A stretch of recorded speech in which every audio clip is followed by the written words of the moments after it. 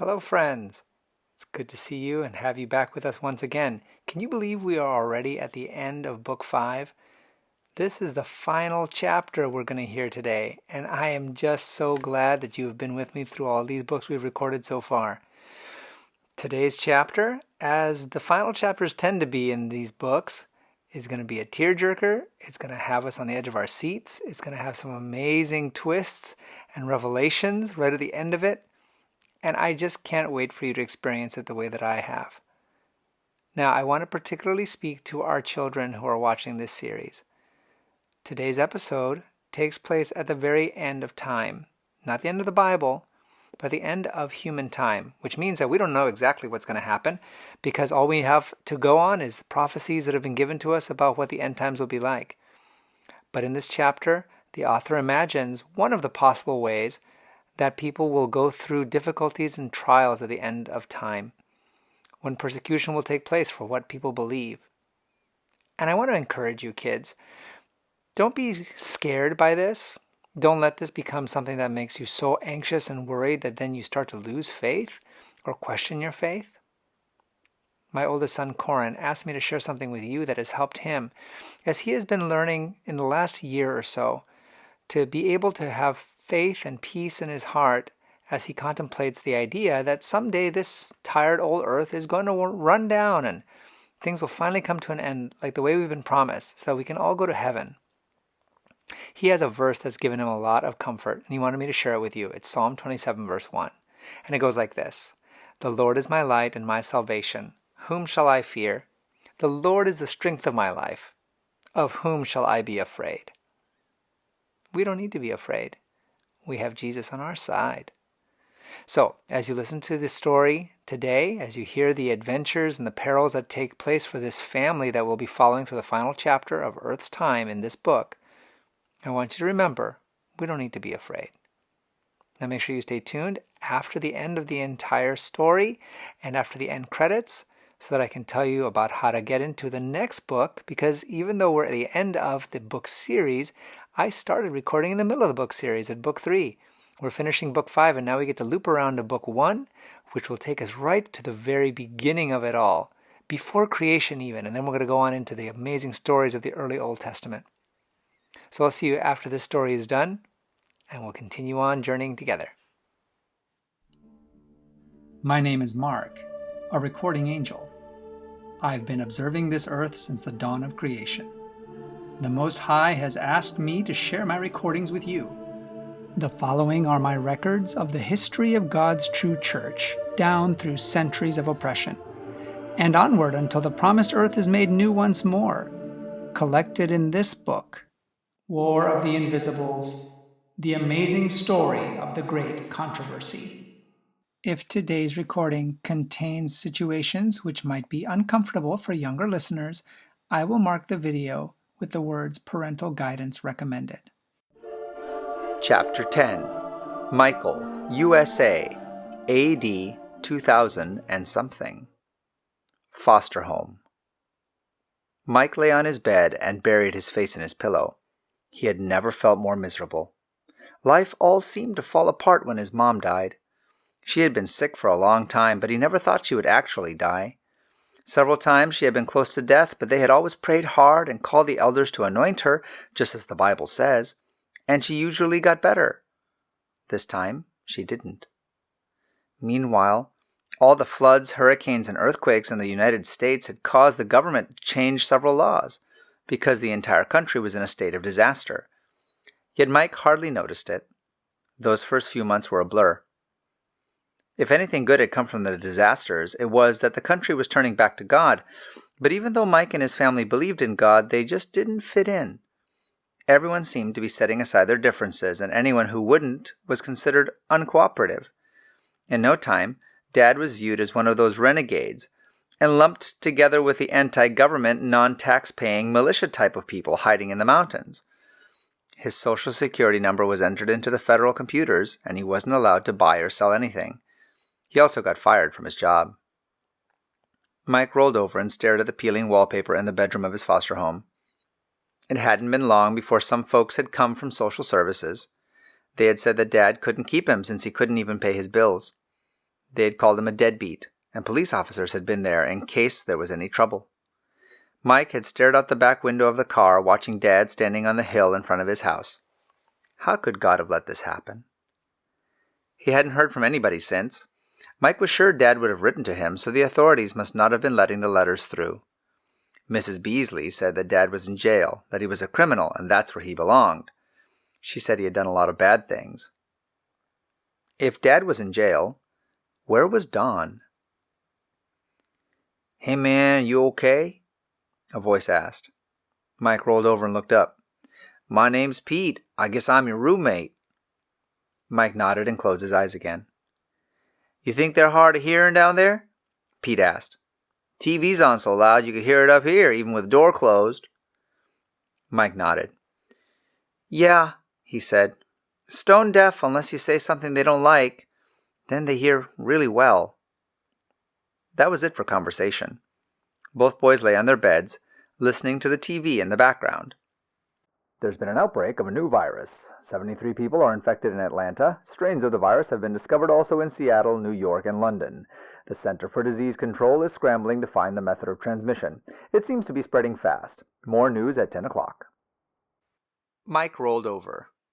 "I don't know why they even listen to that," he said. "The only thing more depressing than our lives is the news." Pete nodded. "Yep," he said. "Wars, floods, famines, and disasters. Pretty apocalyptic, don't you think?" Mike grinned. "Since I was a little boy, whenever anything happened, people always said it was a sign of the times or that it read like Matthew 24. But somehow this isn't like I imagined the time of trouble to be. Maybe it's just my own private time of trouble." "I don't know," Pete said. "Sounds like people are being massacred all over the planet." "Yeah," Mike agreed. He turned toward the wall with his back to Pete. He didn't want to talk about it. Nobody could understand the misery he was going through. He wished his brother Don could be here. He and his brother had always been very close. Don was 18, so he counted as an adult. Would he be able to get a job? Would he be able to find food? How come he hadn't written?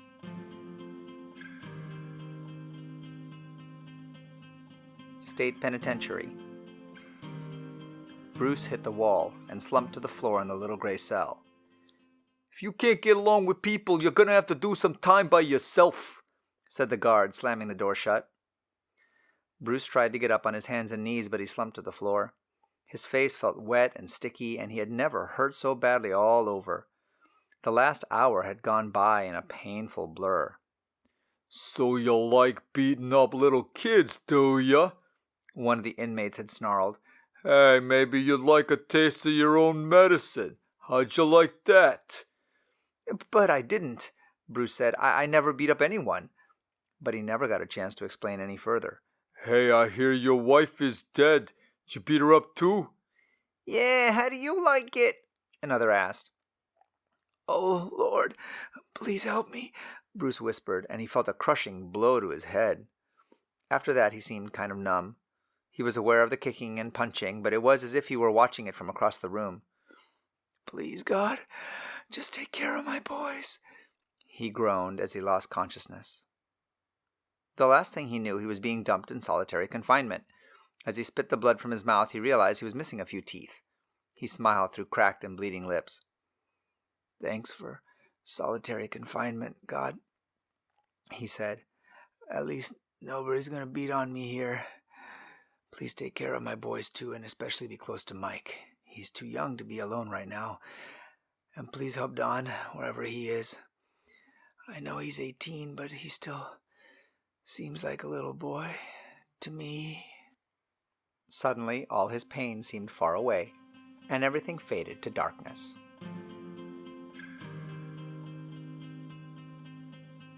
Middle East Desert Army Camp. "Yes, sir. I'll carry this gun if you want me to," Don said. "But, with all due respect, sir, I can't shoot those guys." "Of course you can," his sergeant barked. Don looked him coolly in the eye. "I'm a medic, sir," he said. "My job is to put people back together. I'm not killing anyone, sir." "You'll do what you're ordered," the sergeant shouted. Don stood in silence. Can you tell me why in heaven's name you don't want to shoot those Arab towel heads when you know that if you don't shoot them, they're going to shoot you?" "That might be, sir," Don answered, "but I don't kill people."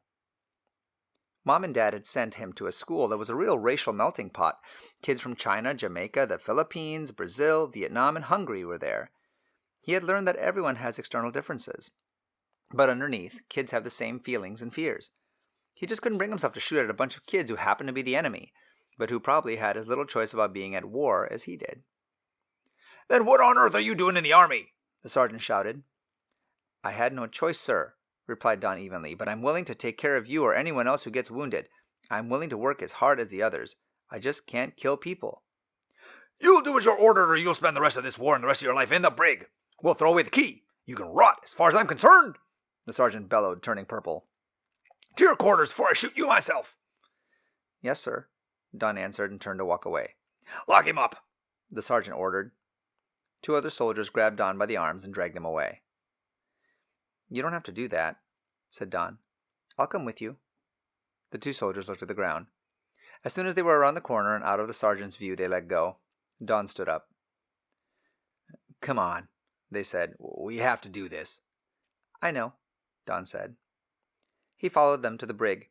Leaning against the concrete wall in the silence of his cell, he remembered how badly Mike had wanted to be a soldier when he was a little guy. He also remembered how much it bothered Mom and how many times she had said to him, "Mike, I've spent my whole career putting people's bodies back together again. I just can't stand the idea of one of my kids blowing them apart for a living." Don sighed.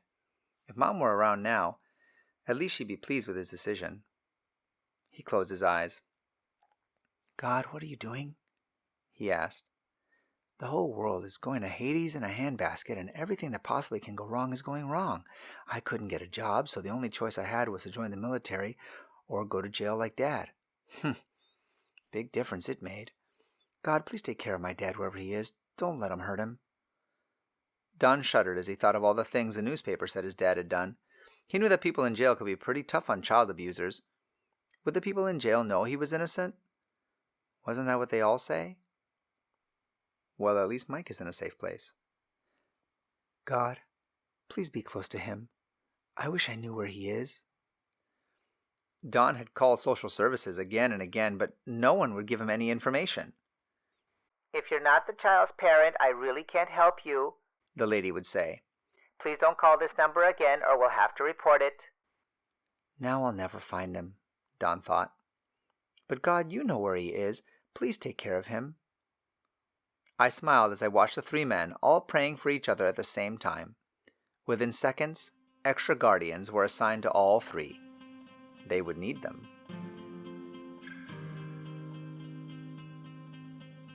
"Mike, why don't you come on downstairs and watch cartoons with the other guys?" Mrs. Beasley invited. I don't feel like it, Mike answered. "Well, you can't just lie around up here. I know you're depressed, but you need to become part of the group." I'd rather stay in here, Mike said. I don't want to watch television right now. Mrs. Beasley frowned. "You don't mind watching television, Mike," she said pointedly. "You just don't want to come down because it's your Sabbath and you think watching TV now is wrong." Mike met her gaze but said nothing. "Well, what makes you think you're so much better than everyone else? Get yourself downstairs right now." Mike stood. I guess I have to do whatever you tell me to, he said. But you can't keep me from keeping Sabbath in my heart, no matter where you make me go or what's going on in the room. "Listen, Mike," Mrs. Beasley said, taking on a softer tone. "You come from a good Christian home. Didn't your parents ever teach you about grace?" Of course, Mike answered. I wouldn't be a Christian if I didn't believe in grace. "Well, you're obviously still trying to earn your own salvation by works." What do you mean? Mike asked. "Well, when Jesus died on the cross, his blood covered everything. You don't have to keep the old Jewish Sabbath anymore. You don't have to earn your salvation by keeping the 10 Commandments. We're under grace now."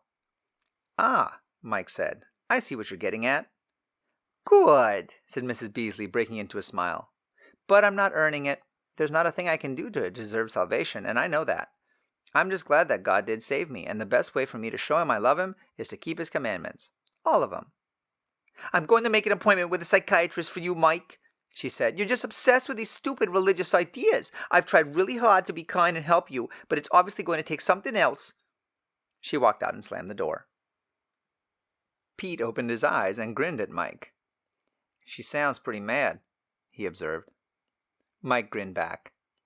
"Can't please everyone," he said. "I picked one person, and it's not her."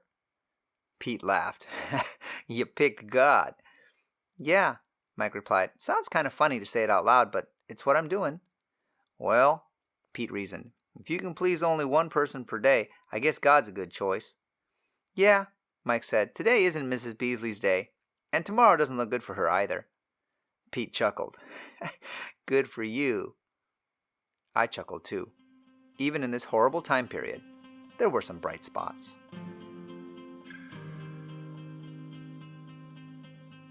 Solitary confinement, state penitentiary. When Bruce woke up, it was dark. He figured it must be nighttime since the guards had turned out the light in his cell, but he could still see a crack of light in the door where the sliding panel was. The guards watched him through it. It was big enough to slide a plate through. Maybe they would feed him through it too. He crawled over to the cot fastened to the wall and rolled onto it. It was better than the floor. He closed his eyes. "God, I feel so alone. I feel as if I must have messed up somehow and let you down. After all, your followers pay their bills, and whether or not I did those things they're accusing me of, can't be a very good witness for everyone in the world to think I did." He sighed. "Are you watching? Do you remember I'm here?" The darkness seemed almost to suffocate him. The tears brimming in his eyes spilled over now and stung the cuts on his cheek. In the background, someone was whistling. At first he didn't notice it, but it continued on and on. He rolled over on his side and propped up on his elbow to listen. It was the same song over and over. He smiled. It reminded him of when his wife was sick. She would get her favorite tapes and listen to them over and over again until it drove everyone nuts. Mike finally lent her his Walkman so that she would use headphones. The song was a familiar one, and as the whistling continued, he puckered his bruised lips and whistled a little. At first he just made a hissing sound through his cracked teeth, but he was persistent, and soon he was whistling. A feeling of peace came over him, and once again he fell asleep.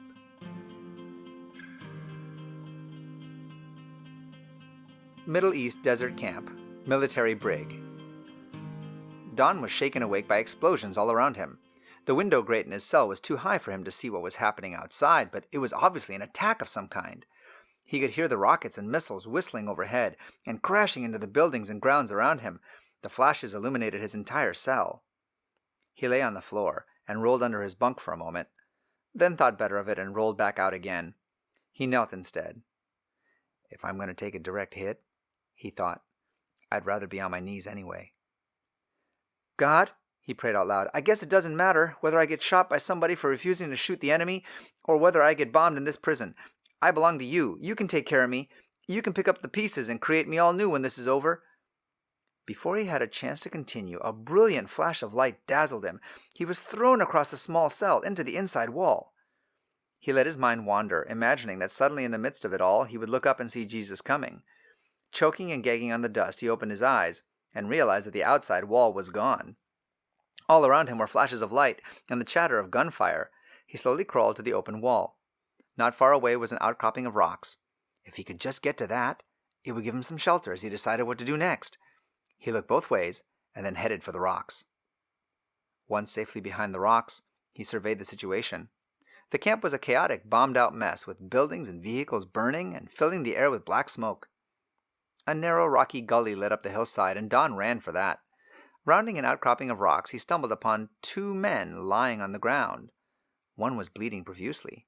Don paused. Should he stop to help or keep running? A huge explosion sprung him forward, but then he stopped. God hadn't delivered him from the brig to leave a wounded person when helping wounded people was the whole reason he was there anyway. He turned and looked closely at the first man. He had a dark complexion, but Don couldn't tell if he was an ally or an enemy. He was not in a uniform, just the voluminous robes worn in the desert by those who lived there. Hi, Don greeted them.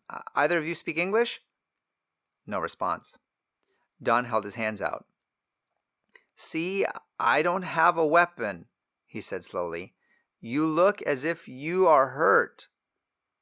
Don knelt, ripped off part of the man's robe, and used it to staunch the bleeding and to make a bandage for his leg. The bleeding stopped. He turned to the other man. He was in obvious pain and his left arm was at an odd angle. Don made a makeshift splint for his arm and gently checked him over. Apart from a large lump on the back of his head, he seemed okay. Suddenly, 3 more men dashed out from behind the rocks. 2 of them grabbed the man with the broken arm and helped him to his feet, then picked up the other injured man and carried him behind the rocks. The 3rd man grabbed Don's arm and motioned him to follow. A sudden explosion, even closer than the last, helped him over any indecision he may have felt, and he followed the men around the rocks. They crawled into a small opening, dragging their wounded with them. The last man motioned for Don to crawl in ahead of him. After crawling for what seemed like forever, the passage opened into a large chamber. When Don entered, several more people jumped to their feet, staring at him in astonishment. The man who led him into the cave began to speak rapidly in a language Don did not understand. Arabic? He wondered. Probably. Soon the man who had motioned him into the cave brought him a bowl of lentils and some flat bread. Don nodded thankfully and ate. They may not speak English, he thought, but they don't seem to plan to kill me, and I feel a lot safer in here than in the brig. A smoky fire curled up toward a crack in the ceiling. Don moved closer to the fire. Thank you, God, he whispered. I think I found some friends. Perhaps I'll be safe here for a while. He curled up and within minutes fell into the soundest sleep he had experienced in weeks.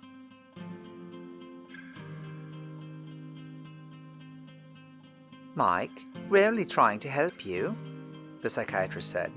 Now I want you to close your eyes and just allow your mind to empty. Mike grinned. I've never had an empty mind in my life, he joked. I have a very busy brain. You're not cooperating, Mike, she snapped. I want you to be at absolute rest so you can go within yourself and find your spirit guide. My spirit guide isn't within myself, Mike said. I don't have anybody else in here but me. My spirit guide is outside myself. Remember God? Within yourself or outside yourself, what does it matter? The psychiatrist snapped. Lie back and close your eyes. I'm trying to teach you some self-hypnosis to help you deal with your problems. Well, I don't believe in hypnosis, Mike said. And I don't believe in letting anyone else control my mind either. Besides, my mind is the only thing I still have any control over. You can't take that away from me. You're a stubborn kid, interjected Mrs. Beasley, who had been sitting in on the session. Yeah, that's what my mom always used to say, too. Were you close to your mother? The doctor asked. Mike nodded and looked at the floor. Maybe this is a better tack to take, the counselor thought. What kind of advice do you think your mother would give now? Mike continued to look at the floor. He remembered sitting on her lap asking 1,000 questions. She always took time to answer. His favorite one was, why? Ever since he'd been 2 years old, he had asked, why? And his questions became more complex as he grew.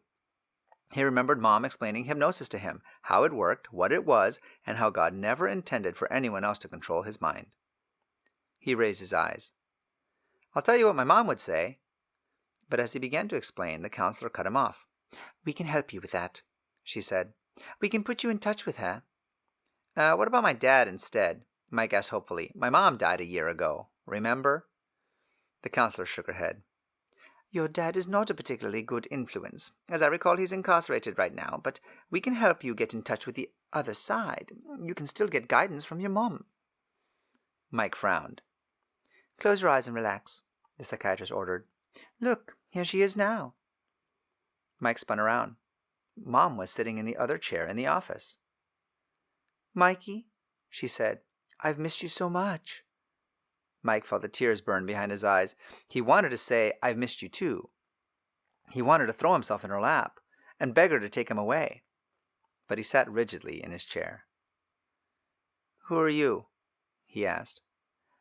Mike, don't you remember me? It hasn't been that long. Her eyes filled with tears. How could you hurt your mom's feelings like that? Demanded Mrs. Beasley. Mike's feelings were all messed up. He felt happy and excited and sad and angry all at once, and everything was pounding through his veins in a coarse, confused jumble. You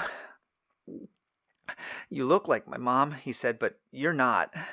People can't raise the dead. They can only impersonate them. You know who you are, and I know who you are. A look of anger flashed across her face. She leaped to her feet and lunged toward Mike, and then she was gone. Look what you did, Mrs. Beasley snapped. This is just not working out. The psychiatrist looked annoyed.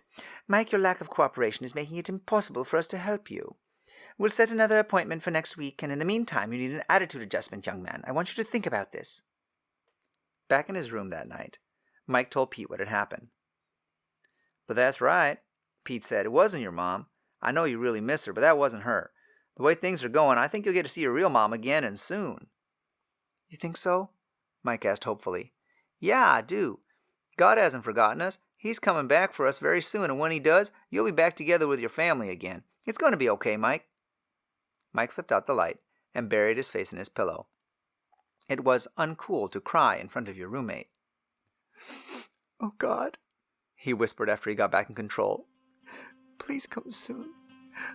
I really need you.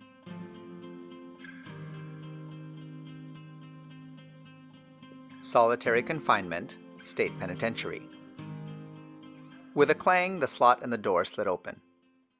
Hey, time to wake up if you want some breakfast, the guard yelled. Thanks, Bruce said, taking the plate as slowly as possible. Here was another human being. He had gotten quite lonely in the solitary cell over the past few days.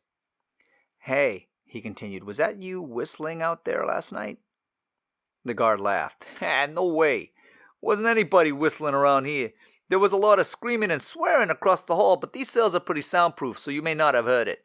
That's why we call it solitary. Oh, Bruce said as the slot slammed shut. Thanks.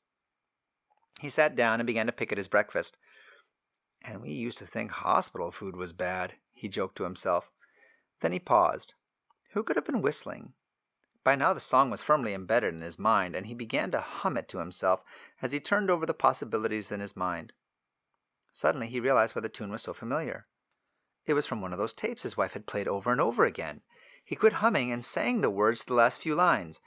I will be with you, I will be with you, because that's who I am. Suddenly a smile broke across his face. Of course, it wasn't the guard, it wasn't any prisoners, these were soundproof walls. Thank you, Bruce whispered. Thank you that I'm not alone in here. And thank you for keeping your promise about singing me songs in the night. And thank you for this breakfast.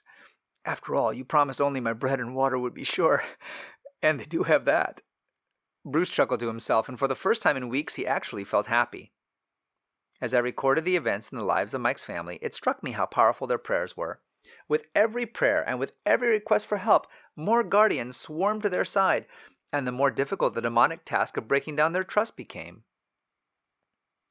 Silently, with no earthly fanfare, our prince stood up in the most holy place, and in an instant the 3 family members were sealed. Their battle was over. They belonged to him. Now all that was left was the victory celebration. They just didn't know it yet. They were still prisoners on Earth, but it was almost over. I could barely contain my excitement.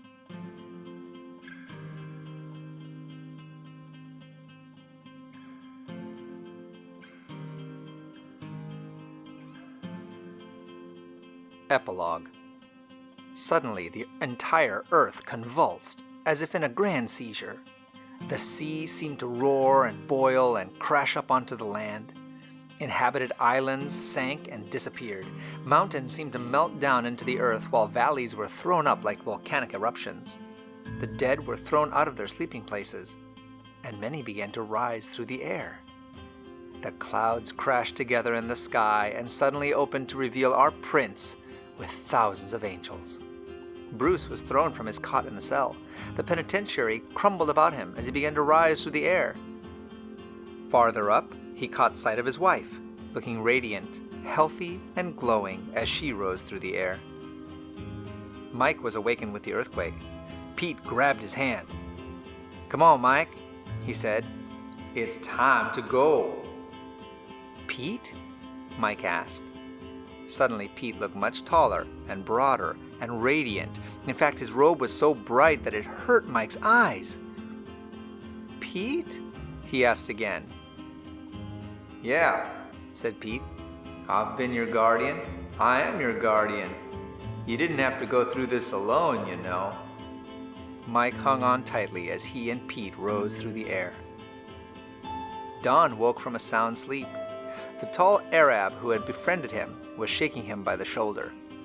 "Wake up, Don," he said. "It's over. It's time to go home." "You speak English?" Don asked incredulously. "Of course," he laughed. "I've been with you since before you were born.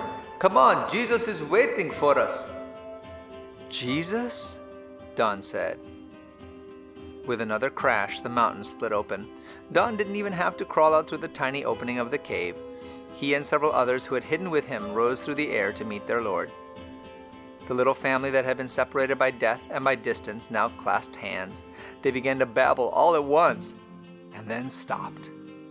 Who could talk about other things right now? They all turned their eyes on Jesus. He was the only way they had survived. The war was over, and my job was over. All I had to do now was record the happy ending. Chapter 11. Mark, the Watcher's Banquet. I stood at the door, welcoming the humans to the banquet hall. All of them were accompanied by their personal guardians. When all had been seated, I began. Welcome to the Watcher's Banquet. By now you have all gotten a chance to be with Jesus and have been able to meet your friends and families you were separated from. If you haven't had enough time with the King yet, don't be distressed. None of us ever have. We all find that the more time we spend with Him, the more we want. You have all of eternity to do this. I was your immortal watcher. I kept the records of your lives and the choices you made during your time on earth. All over heaven, the other watchers and I are hosting these banquets to answer your questions and help you understand what really happened. We will make all of the archives available to you and will answer any questions you have. Your guardians are not the only angels invited to our banquet. As you know, we are spirits and take this form so you can see us comfortably. While your guardians may not look familiar to you right now, just watch. Monique turned to her guardian. Something strange was happening. He was changing from the tall, shining being to a short, arthritic old man. She squealed in delight. "Uncle Francois, you were an angel?" She flung her arms around him. "Oh, thank you, thank you.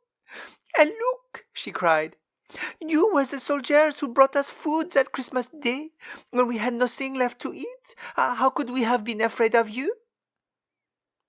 Marcus watched as two of the beings were transformed into his cellmates from the Mamertine prison in Rome. "You were with me the whole time?" he whispered in amazement. "Of course," his guardian replied. "Our prince promised you'd never be alone, and you never were." Each of the guests exclaimed in surprise as the guardians were changed into forms of people they recognized, people who had encouraged, taught, helped, fed, and rescued them. As the humans watched the archives of their lives, they were surprised and delighted at finally seeing behind the scenes. "I had no idea there were bandits waiting for us in those hills across the river," Miriam said. "You guardians took care of them, and we never even saw them." "And what about that big chunk of ceiling and those bullets?" Don commented. "You had your wings over me, and I was as safe as a bug in a rug. I didn't even see them aiming for me and bouncing off." "We have another surprise for you," I continued. "Often the Almighty used you to save others. Usually humans don't know the results of their efforts, and sometimes they don't even know the good they have done. We want to show you some of these results here." The translucent walls turned into giant projection screens as the faces appeared. Those Geoffrey saved by smuggling them out of France, those whom Joe helped escape from the Roman soldiers, and countless more.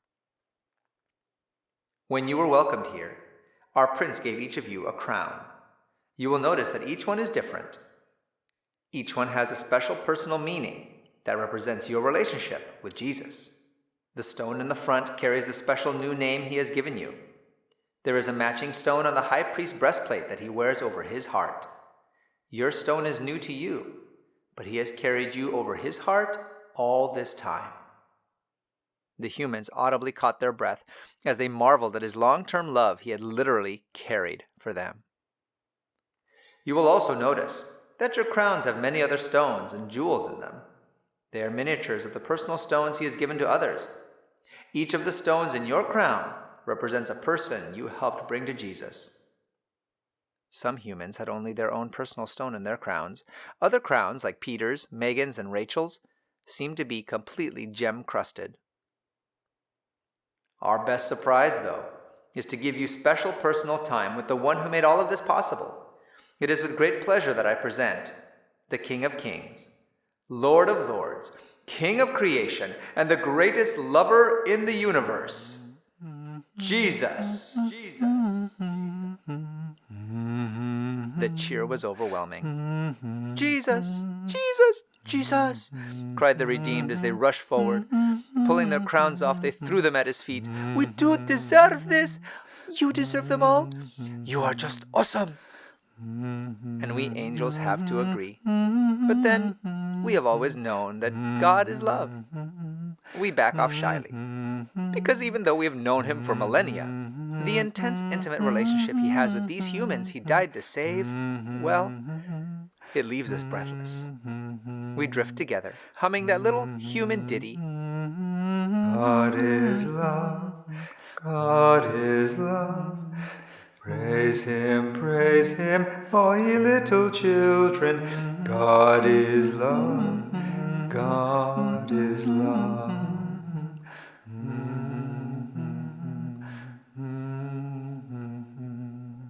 This broadcast has come from the book War of the Invisibles by Sally Pierson Dillon, with permission from the Review and Herald Publishing Association. This book and the rest of the series, War of the Ages, can be purchased by going to www.adventistbookcenter.com or by calling 1-800-765-6955. I'm your narrator, Austin Backus, and this audio project is a gift to you from my free Christian book ministry, RXF 1888.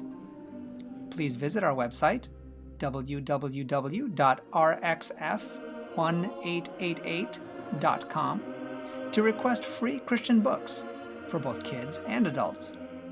And join us here again for more stories from Mark, the Recording Angel.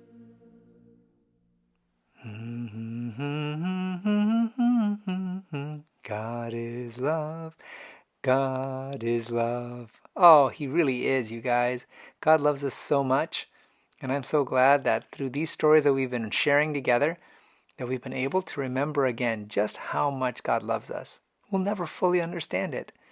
It's going to take all that time in eternity, seeing how he took care of us through the angels and through Jesus' sacrifice, and then just talking with God and living with God for eternity. That's how long it's going to take us to start to understand how much he loves us. He loves each one of you, and I hope that you do not forget that you never get confused and think that God's out to get you. He loves you so much, you guys. Well, we're going to be moving into the next book in the series, which is the first book in the series, and that's going to be Survivors of the Dark Rebellion. And that takes us to the start of the Old Testament and even before the information recorded in the Old Testament, because we're going to go all the way back to see what it was like in heaven before sin even existed and then before our world was created. And we get to see it all still through the eyes of our wonderful narrator, Mark. So I hope you guys are going to join me to listen to those stories as those start coming out. I'm so excited to share them with you too. You'll be able to find them at the link that I'm going to put right here on the screen. And if you share that link with others, they can start listening too. So, join me as we get the next playlist going. I can't wait to keep on going through this adventure with you guys. God bless you. I hope that you're having a wonderful time.